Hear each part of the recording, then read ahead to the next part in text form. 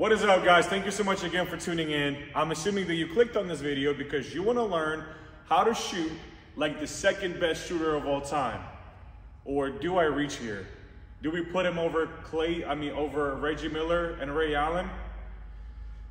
I don't know. Just to be safe, let's say top 4 best shooter of all time, and you can flip them and rank them in whichever order after we put Steph at 1. But Klay Thompson arguably has one of the most, prettiest and most fundamental and textbook jump shot forms of all time. I can't think of anybody else. Maybe like a Kyle Korver that will come close to Klay, but I would say Klay's is definitely very, very textbook, very, very fundamental. So guys, without further ado, let's get to it. I will break down from the ground up every single detail, every small detail, what makes Klay one of the best shooters of all time. All right, so first thing that we're gonna start with is Klay Thompson's base, okay? So Klay's base, I would say it's a little bit wider than like your normal base. I would say, like for me, normal base, like for myself, will probably be like right about here. And then I would say Klay's is just slightly wider than that. So I would say his feet definitely line up with his shoulder. So it's like a shoulder width base. Boom. So that's Klay's base, how he shoots. It's definitely a little bit more wider than your normal base, but for him, it works really, really well. There's absolutely nothing wrong with that. Some players like wider base, some players like more narrow base. It just depends on your preference, but that's what Klay does is shoulder width base. Now, the second thing regarding Klay's feet is that Klay is notorious for having his feet tilted away from the basket to the left. So let's say if this is a rim right here, Klay's feet would probably be tilted like right about here. So that way his shooting shoulder can be perfectly aligned with the rim when he's gonna shoot it. So he's gonna have that tilt, boom, and then when he goes up to shoot it, he has that right shoulder alignment, that shooting shoulder alignment with the rim, which allows him to shoot in a straight line. So now we're gonna work our way up and we're gonna get to our hand placement. So Klay's shooting hand. So you'll notice on a lot of the images of Klay's shot, his pinky on his shooting hand is usually like right about this area right here. So closer to like the right side on the ball, which usually means that his index finger at that point will be splitting the ball down right, like in the center right here. So it will be here, boom. So that pinky finger is going to be right about this area here where these two seams intersect. And then his index finger will be like splitting the ball right down the middle. So that is his hand placement with his shooting hand. And then with his guy hand, what he does really well that I do as well, and that is he splits the ball between the top and the side. So he puts bottom of his guide hand like right about this middle seam right here. So it's gonna be like, I don't know if you guys can see it, but so this middle seam right here, the bottom of his guide hand usually is gonna be sitting somewhere around this middle seam, and then his hand's gonna be splitting the ball between the side and the top. So like right about here, which allows for a very good comfort on our shot right here. So he has a really good space between his shooting hand and his guy hand. Boom, nice, comfortable placement. And most of the elite shooters have this exact same hand placement where index finger splits the ball, boom, and then guy hand sits between the top and the side of the ball, this right here. Now moving on, Klay is one of very few shooters who are elite shooters at either dipping the ball on the catch or not dipping and just shooting it, right? So Klay can do both at a pretty high level. If I have to put a percentage on it, probably say like 97%, maybe 96. I doubt it's less than that. 96% of his shots, if not more, are coming with a full dip towards his like stomach level, like waist level, or at least like upper stomach level, like right about here, boom, and then he's gonna go up and shoot it. Sometimes, you know, he's able to just catch and just launch it, right? Which, from watching so much film about Klay, it doesn't happen often, but that's not to say that he can do that, because he's one of the players that's elite at that. But it's just, there's no need to shoot no dip jumpers really that often on any level, right? But Klay does dip the ball usually to like right about here. Belly button level, I would say, is usually Klay's starting point on his shot starts from like right about here. Boom, like belly button level, like right about here. That's his starting point. And then when it comes to the ball placement, right? So Klay's elbows are usually aligned with his rib cage. So he doesn't keep the ball too close to his body, and he doesn't keep the ball too far away. Usually Klay is like right about here. Elbows are aligned right about here with a rib cage, and that's where he keeps that ball. Not too close, not too far out. Now, let's talk about somewhat controversial topic, right? And that is gap on Klay's shot. Does Klay have a gap? From all the research that I've done, all the 1 million thousands of videos that I've watched, okay, all the pictures that I've searched through,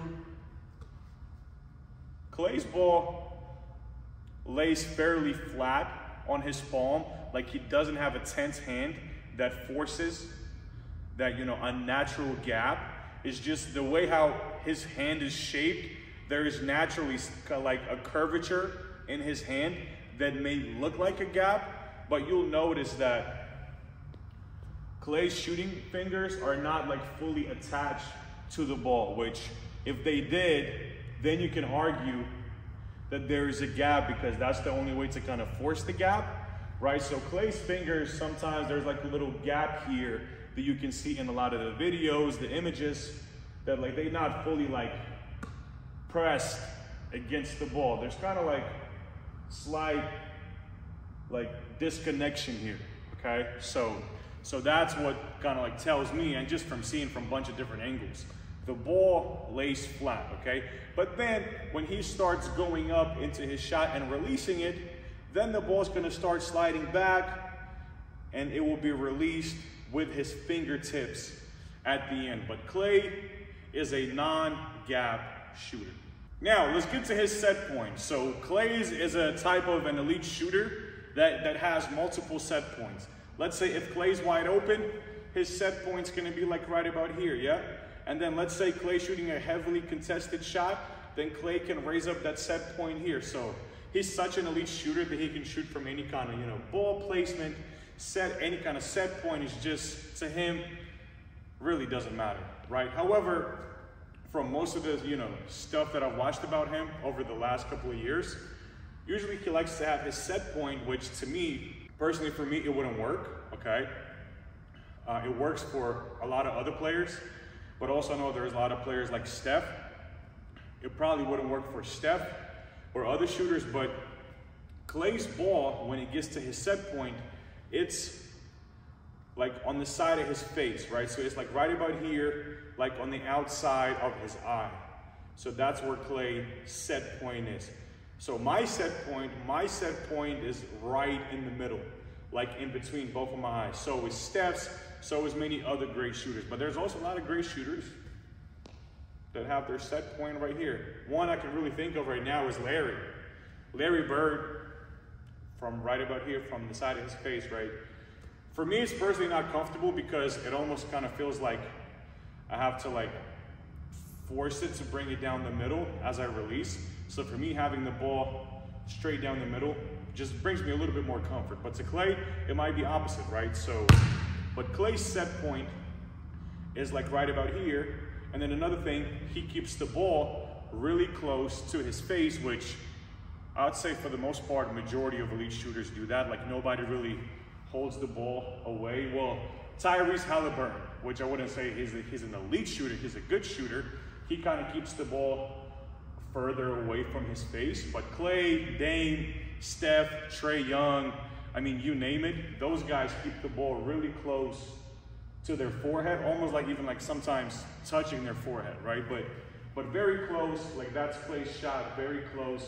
Unless he has to bring it up higher, then he's gonna be like right about here. But that's Klay's set point, on the right side of his face and very close to his face. Now continuing with the set point, Klay is amazing at getting under the ball. So what I mean by that,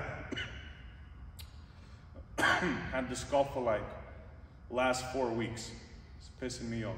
But as I was saying, Klay is very good at getting under the ball. So his shooting hand is gonna sit completely under the ball. So not partial like this, it's gonna sit completely under the ball like that, which allows him to have a lot of force and generate a lot of power on his shot by getting that hand completely under the ball when he shoots it. And just like every other great shooter, Klay is very good at leading with the ball.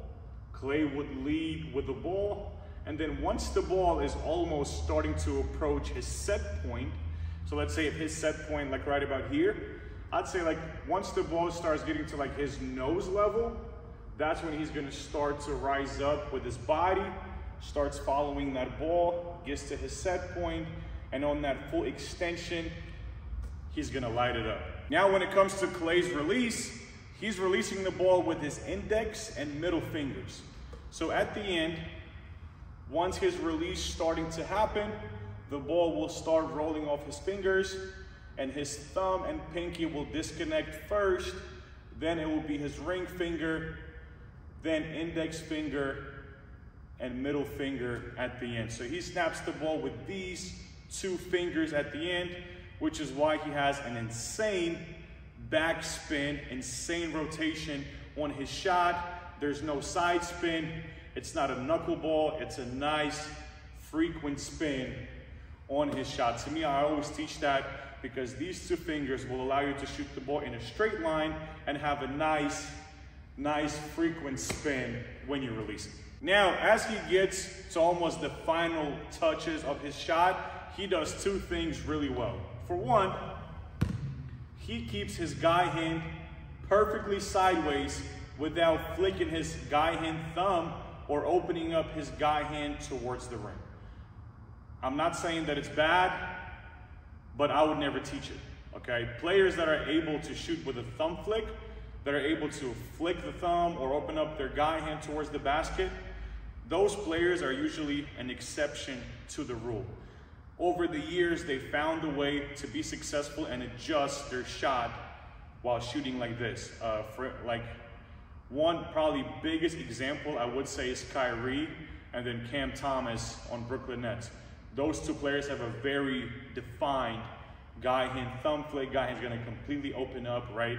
But those players are for the most part exceptions to the rule.